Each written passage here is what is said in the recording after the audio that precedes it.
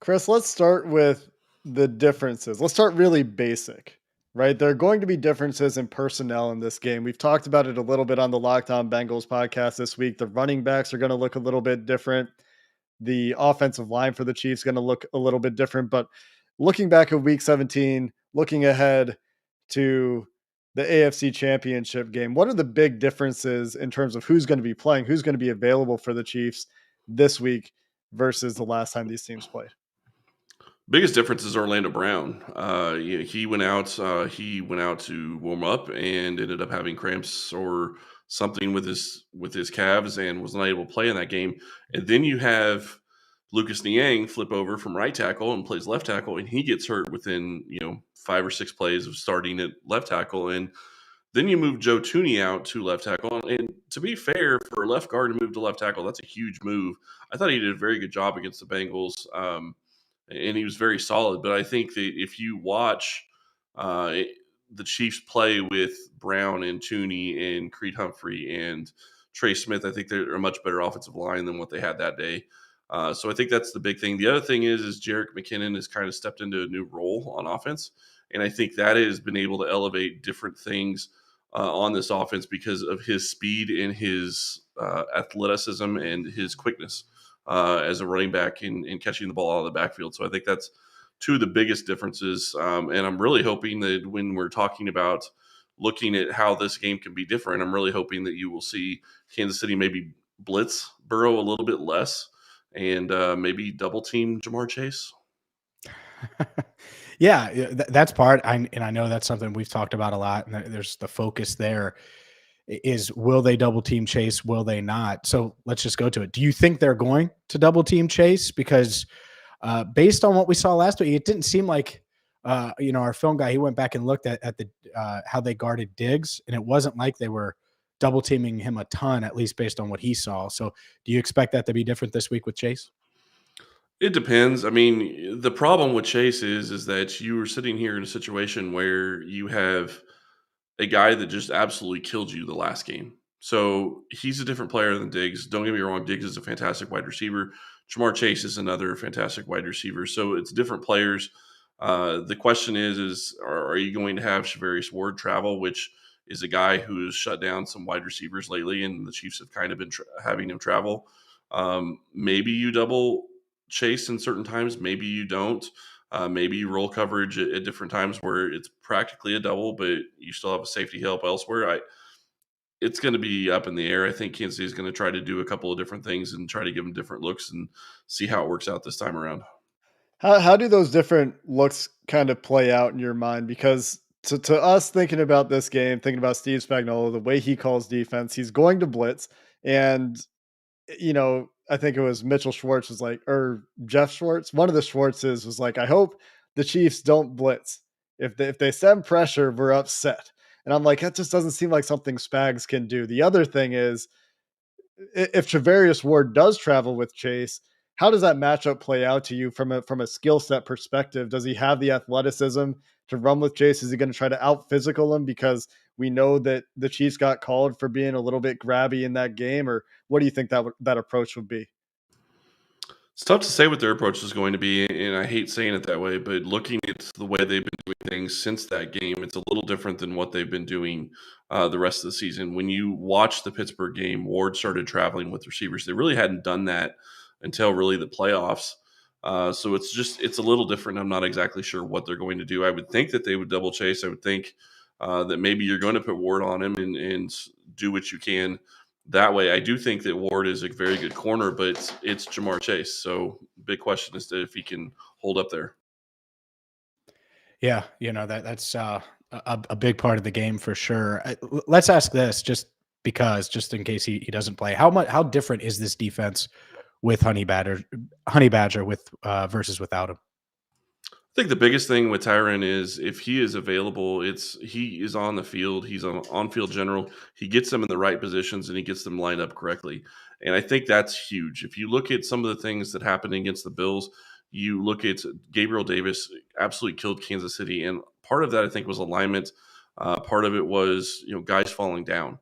How many times there was at least 2 touchdowns that Gabriel Davis had where the Chiefs defenders were on the ground. One, Davis made on his own.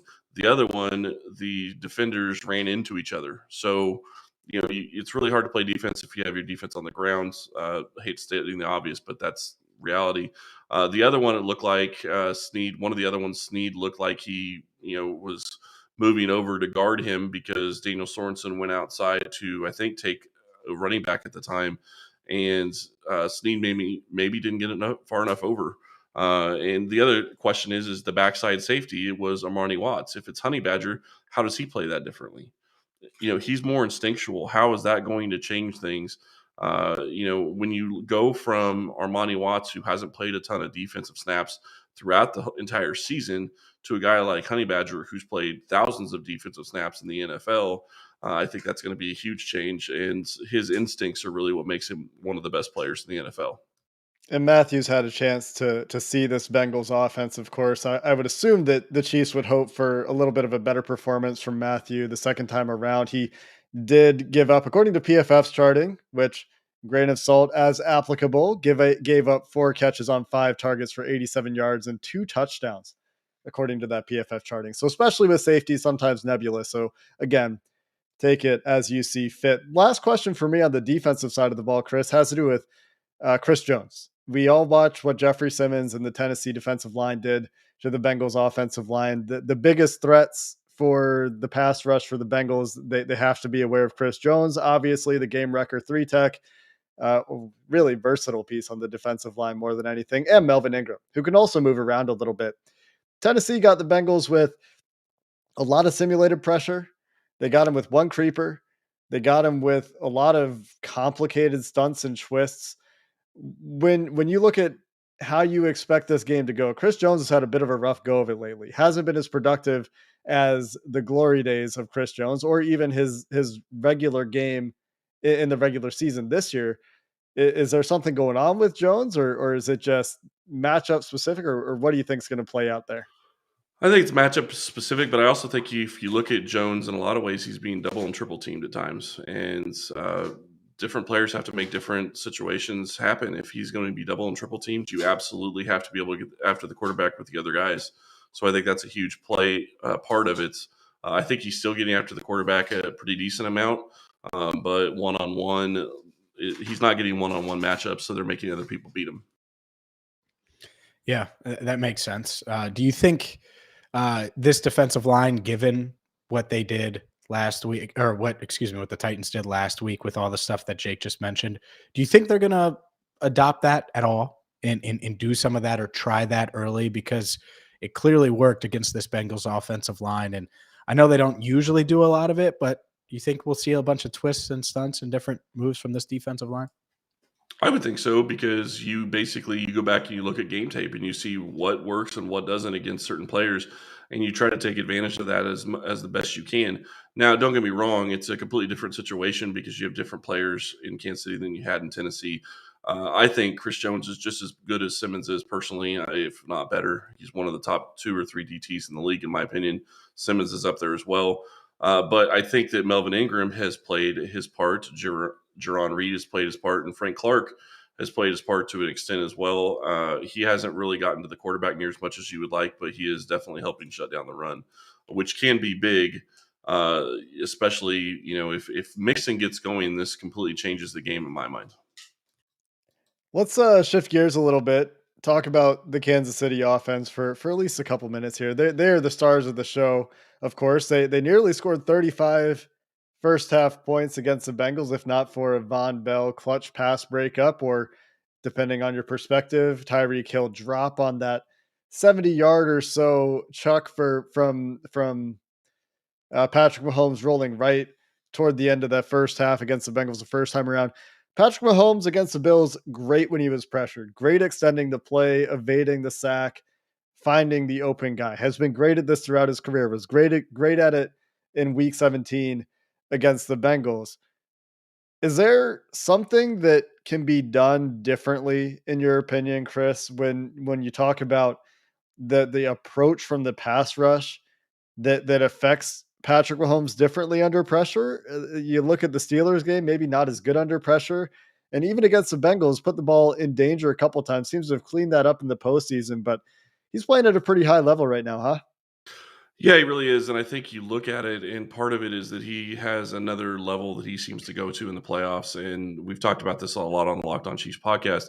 He has another level, and our friend Therese Paylor coined this back in the day when he was covering the team. It's over my dead body, and that seems to be the level that Patrick Mahomes goes to. I'm not saying that he can't be beat. I'm not saying that he isn't going to make a mistake, but it just seems like he is hitting his spots where he's supposed to just about every time in the playoffs. He is absolutely locked in the game, and he knows where to go, and he's making plays, whether it be with his arm or his feet.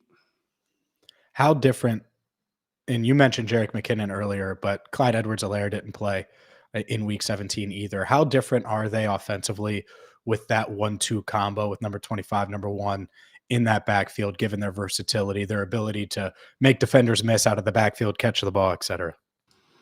Well, and don't forget about Darrell Williams either, who did play, Sure. but he's now coming back from injury. He had a full practice as well. So I think you're looking at a 1-2-3 punch. I'm really curious to see how they end up playing that. Darrell Williams gives you a guy with a little bit more power and a little bit more in that regard. So he could become their third down back in this scenario. But they seem to be playing the hot hand, which was Jerick McKinnon. Clyde Edwards-Helaire, if you looked at the Buffalo game, at least early on, he came in and he ran really pissed off, to be quite honest. He looked very angry and he was hitting the holes. He was not being hesitant at all. And then you look in the third and fourth quarter when the game tightened up and it looked like he got a little tighter. He started, running with two hands on the ball, which I can't really complain about too much, but it takes away your ability as a running back when you start getting tighter and you start knowing that you're going to be hitting the hole and trying to guard it with two arms. You're not using your full vision. You're getting more of a tunnel vision, and I think that really happened to him late in the game. But he didn't want to turn the ball over, so I kind of get it in that respect as well. If he can get past that, I think that's a huge boon for this Chiefs offense, because then you have a guy in McKinnon that can get outside and do very well, and Clyde Edwards-Helaire has done pretty decent during inside the tackles at times.